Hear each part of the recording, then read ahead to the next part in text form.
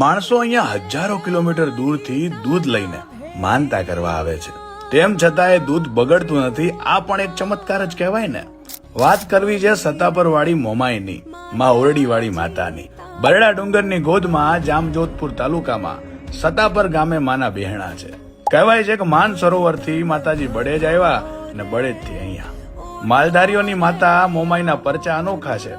માલઢોર ટાણે દોવા ન દે કે બીમાર હોય તો લોકો અહીં દૂધની માનતા રાખે છે અને માં ભક્તોના ધાર્યા કામ કરે છે.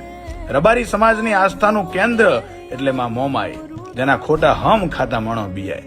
હાલ અહીંયા ભુવા હતા, શ્રી અમરા હતા, માતાજીની સેવા પૂજા કરી રહ્યા છે. એના છોરુના દુખી જોઈ દોડી આવતી આઈ, ખટકે ખબરો લેતી મારી હતા પરની મોમાઈ, મારી ઓરડી વાળી આઈ.